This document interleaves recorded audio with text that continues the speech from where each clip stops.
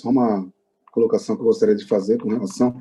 Bom, desde a década de 70, eu tenho muito interesse em ufologia, foi um dos meus primeiros interesses, né, que eu tive, porque vi algumas coisas também bem estranhas. E como a gente ia buscar, na final, eu tinha quase 10 anos, para a década de 80, buscar informações, era com livros, né, você tinha que ir até uma livraria, você tinha alguns, pela TV também, alguns casos que passavam até em jornais, e sempre teve aquele ar, né, quando iam passar informação, que tratavam de uma maneira meio com chacota, né? A gente cresceu com isso, né? Ah, você acredita em ET? Então a gente foi educado com isso. E quem teve a cabeça um pouco mais aberta, se interessou por isso, acabou pesquisando de uma maneira diferenciada, né? Lendo ciência, lendo todas essas possibilidades. Então, eu lembro que no meu bairro, os meus amigos eram dos únicos que gostavam muito disso.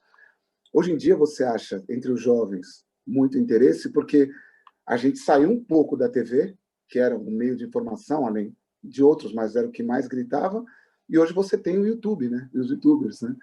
Então, tem muita informação jogada nesse meio, sem essa devida educação científica, né?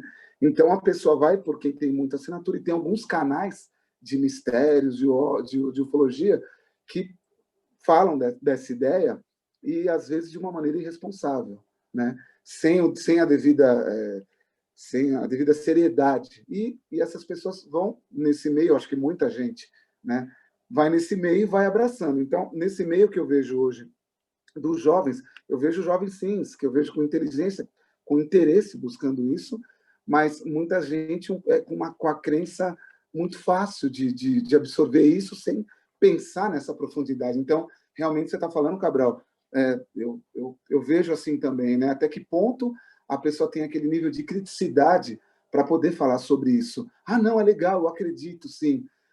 Eu vejo pessoas, os jovens dos dois tipos, né? Pessoas que pensam um pouco sobre isso, mas muita gente que vai, porque está tendo muita informação sobre isso, você vê muito filme, muito fake, e as pessoas, olha que legal, aconteceu, e sem, sabe, falta um pouco de criticidade.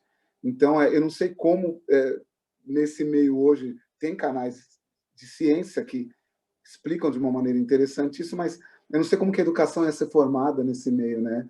Gostaria até de saber opiniões, para saber como que essa juventude, esse pessoal novo que está vindo, vai desenvolver essa criticidade, porque a maioria dos canais que eu vejo não oferecem isso, né? Oferecem fenomenologia, né?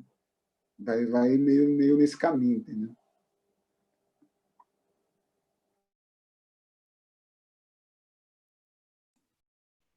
Voltar a bola de novo aqui rapidinho. É que dá para a gente ver, né, nesse sentido que sempre, mesmo na nossa época, sempre existiu, e aí eu puxo um pouco, né, para incluir os demais aí, sempre existiu esse lado daqueles que valorizam o fenômeno pelo fenômeno e daqueles que têm esse viés naturalmente de querer buscar algo mais profundo, né. E aí eu ia, justamente como eu ia puxar isso mais lá na frente, eu já adianto aqui para falar o Newton, né, que está hoje aqui com a gente, alguns dos momentos, e eu não sei se você teria também algo a falar sobre isso, Newton, das tuas experiências, mas alguns dos momentos mais, assim, profundos que eu tive de autoavaliação, né, no sentido de: "Meu, que eu estou fazendo aqui? Quem sou eu?", né, aquelas perguntas de base mesmo, foram em momentos de autocontrole, em saídas a campo, onde muitos, e vocês que já participaram, né, acho que aqui todo mundo já participou de alguma saída a campo, se não participou, eu recomendo, eh, muitos vão só para ver fenômeno mesmo, para ver o né, vão ligados, eu quero ver nave, eu quero ver disco voador, não sabe nem o que fazer se aparecer. Ele não vai nem saber o que trocar de ideia ali, né, ele vai ficar perdidaço, mas ele vai pelo né, pela fissura ali do fenômeno. Isso eu acho que já existia antes, continua existindo, né, que é uma atitude é uma escolha muito pessoal, né, de enfoque também, tem esse lado. E nos jovens não, a meu ver, não vai ser diferente. Mas tem uma outra camada daqueles que vão: "Bom, mas quem que está ali? O que que está ali? Por que que eu estou aqui, indo atrás disso?", né. E alguns dos momentos que eu tive de mais, assim, questionamentos mais profundos e que me mudaram, assim, ao longo dos últimos anos, foram em saídas a campo, em autocontrole, que eu estava sozinha lidando com o medo, tendo que lidar com medo no escuro, com medo do que estava em volta, no meio do mato, né, e que não necessariamente tinha nave, eu não estava a fim de ver nave, mas que eu sentia algo ali a mais se comunicando comigo, né. E aí o discernimento de falar: "Meu, será que eu tô biruta? Será que eu sou biruta? Não sou? O que é isso que está falando comigo? Porque eu estou vendo algo além de mim aqui, eu estou sentindo", né. E aí eu queria jogar a bola e perguntar para o Newton se também você teve algum lance nesse sentido, Newton? E os demais também, se tiverem alguma experiência, mas como o Newton está aqui hoje, né, nos fazendo companhia, se você lembra e se você teve também esse tipo de experiência e se te modificou de alguma forma, para além do fenômeno de ver nave e tal. Pegue a bola aí. Posso? Então, bom, eu concordo com tudo que vocês falaram, eu acho que é por aí. A diferença agora é que o acesso à informação está maior, né? Então, o Bocão falou, antes tinha televisão, aí depois surgiu a revista UFO, a Planeta de vez em quando botava uma ou outra coisa, o acesso era restrito. Hoje a gente tem a Biblioteca de Alexandria, com tudo que ela tem de bom e de ruim, né?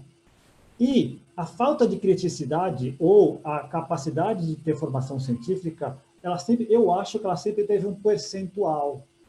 E agora, esse percentual não aumentou. O que aumentou é o número de pessoas que têm acesso. Então, alguém conseguiu uma filmagem pirata da estação espacial em que aparecem bolinhas circulando. Se pipocou no meu celular, pipocou em milhões de celulares do mundo inteiro em 24 horas.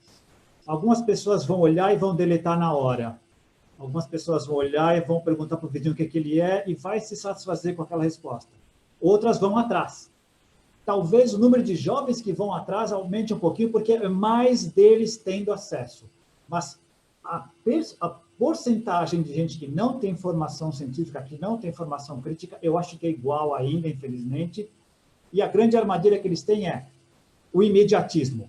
Se não me der uma resposta agora, não vai me prender. Um físico, um cientista vai falar, olha, eu te explico isso, mas eu preciso de 1 hora sua, porque eu tenho princípios para colocar. Ele perde essa pessoa em 15 minutos.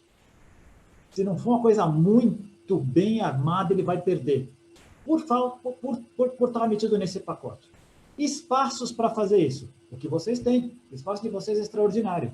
Vocês se propõem a analisar os assuntos de maneira crítica. Atraem pessoas? Alguns sim. Alguns vêm, gostam e continuam. Outros vêm, gostam, se identificam com algumas coisas e outras não. O jogo é assim. Não competiremos com os youtubers, não competiremos com essas pessoas que dão respostas prontas, pílulas de resultados imediatos, satisfação imediata, porque o mundo está assim.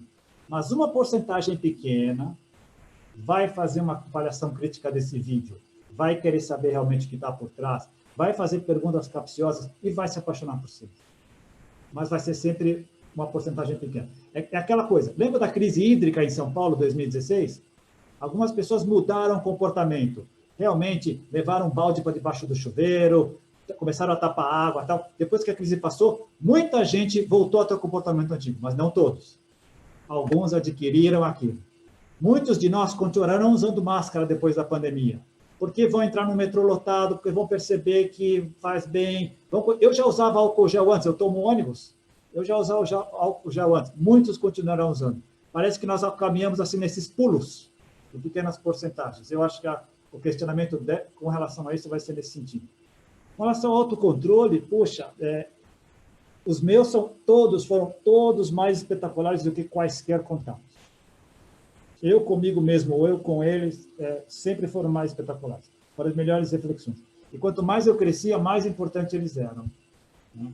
Até agora, fiz um há um mês e meio, meia hora, transcendental. Eu saio de lá, eu fui com respostas, como sempre, nenhuma delas respondida. E venho com um pacote de coisas para pensar que nem me passou pela cabeça, só me veio à cabeça quando eu saí do local. Extraordinário. Outro tipo de relação, outro tipo de maneira deles trabalharem conosco, outra maneira de nós trabalharmos conosco mesmo. Eu me lembro que eu passei 10 minutos conversando com a natureza. Poxa, fiquei preso em casa há 9 meses. Que saudade deste mato, que saudade deste cheiro, desse barulho, dessa umidade que eu não sentia. Que saudade. Um local que eu visito há 30 anos. Eu estava sem ir lá, fazia o mesmo local de autocontrole que a gente faz sempre. Eu estava lá 1 ano sem ir. Que saudade. Então, tudo isso conta no pacote. Aí rememora 30 anos de visita, tudo que passou e tal. E, para mim, é sempre extraordinário. E, olha, vamos expandir os grupos de contato. Jorge Adams, que era levado para o deserto, Daniel Fry saía para o deserto, o nosso Henrique Castilho de Rincon saía para fora das cidades. Tem um modus operandi aí que conta. Eu me lembro de uma comunicação que acho que eu trouxe do Peru. O pessoal falava assim, lá no autocontrole, a grosso modo, no que você entra lá, está corpo, mente e espírito assim, tudo colado. O que aconteceu com todos. Não é você estar em casa, a mente na TV, sei lá, a alma, a aura no céu, enfim, está tudo. Corpo, mente e espírito está tudo unido. Tudo o que aconteceu com você vai ser equânime em você como um todo. Eu nunca esqueci dessa imagem. Seja ou não seja, é com essa disposição que eu entro no mato. Ali não dá para pensar como é que vai estar a minha cama quando eu for dormir, se o pessoal lá na sala de espera está falando muito. Ali é um momento mágico, você com você e talvez eles. Eles são, nos meus últimos tempos, eles são convidados, aparece se quiserem. Eu me basto. Eu ali com a natureza me basto. E é extraordinário. É extraordinário. E a gente proporcionar isso para as outras pessoas é muito bom. Agora, outra coisa também, só para concluir, crescer custa, né? Crescer tem um investimento. Tempo, energia. A internet, os youtubers, a rede social vende um resultado imediato. Vende uma coisa que não custa muito para você, não. Abre o teu canal aí, faz uma coisinha, logo vem a coisa. Vende uma coisinha aqui. Não vai ser um crescimento com C maiúsculo. Crescimento com C maiúsculo é investimento de tempo, energia, estudo, queda, levantar, consultar, se decepcionar, ser resiliente, persistir. Sempre foi para poucos, né? Continua sendo para poucos.